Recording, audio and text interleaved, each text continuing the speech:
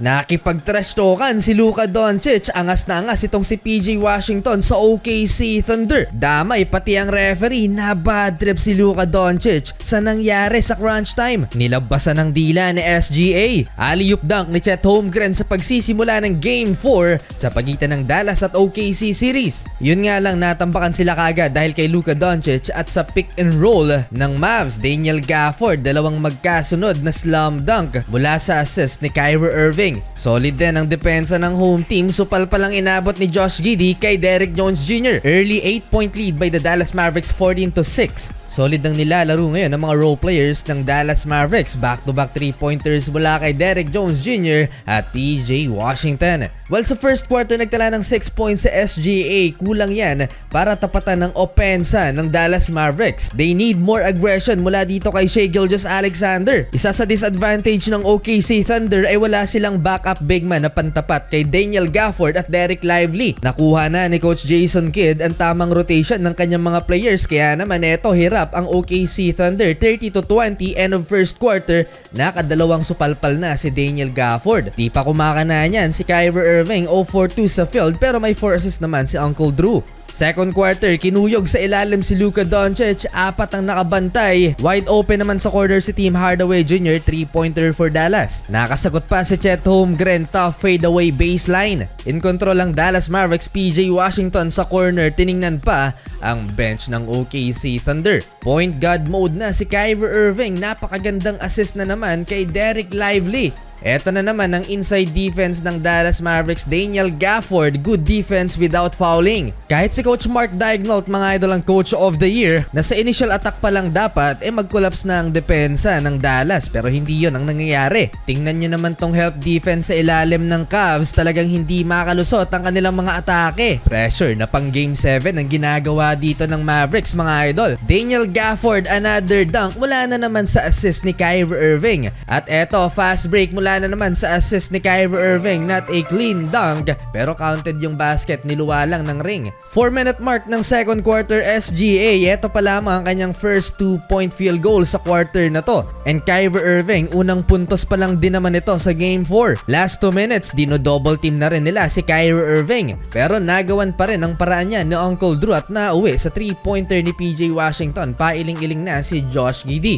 Bagsak ang field goal percentage ng OKC Thunder, 34% lamang sa field sa first half at 1 of 11 beyond the arc. Fighting for rebound, backs out, mga idol. Nagre-wrestling na itong si Luka Doncic at Lu Dort. Hindi nakababad kay Luka Doncic ang bola sa game na to so far.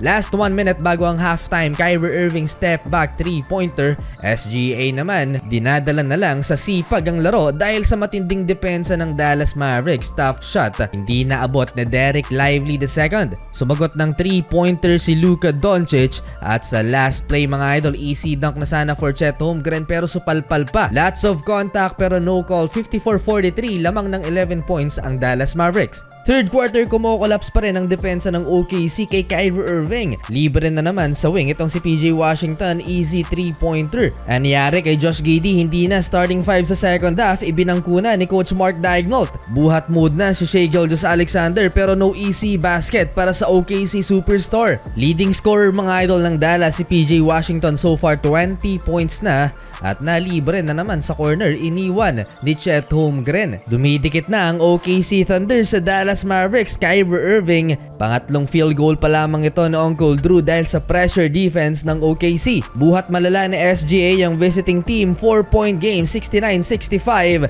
A low scoring third quarter, lamang ng 4 ang Dallas heading into fourth quarter. So far maalat si Luka Doncic, shooting only 30% sa field. Pero fourth quarter, eto na si Luka, binuli si Lu Dort at may assist pa kay Derrick Jones Jr. alley-oop slam dunk. Dikit ang laban dito na rin, nagkakainitan, nagkakatrash talk na, mga idol. Sa end 1 play na to ni Dereck Lively, pinagtatrash talk nga ni Luka Doncic itong si Cason Wallace. Habang si PJ Washington, ang pinakamalakas mang asar dito sa Dallas Mavericks, Pa-flex-flex at sinisigawan mga idol si SGA. Tinatanggalan nila ng kumpiyansa mga batang players na to ng OKC. Kyrie Irving pinanis ang depensa ng 7-footer na si Chet Holmgren. Eto na crunch time mga idol, dalawang mid-range jumper na SGA, baba na lang sa dalawang lamang ng Dallas Mavericks 86-84. Napalabas na ng dila si SGA nang maitabla niya ang laban. Tough shot, baseline, and finally nakalamang na ang OKC Thunder sa tres na to ni Chet Holmgren. Gumanda ang offense ng OKC Thunder sa crunch time, inalat si Luka Doncic at Kyrie Irving. Ibinangko sa final 2 minutes si Daniel Gafford at dito na nakalamang ng 5 points ang OKC Thunder 96-91. Napaka-intense ng laban, baba sa dalawang lamang ng OKC last 30 seconds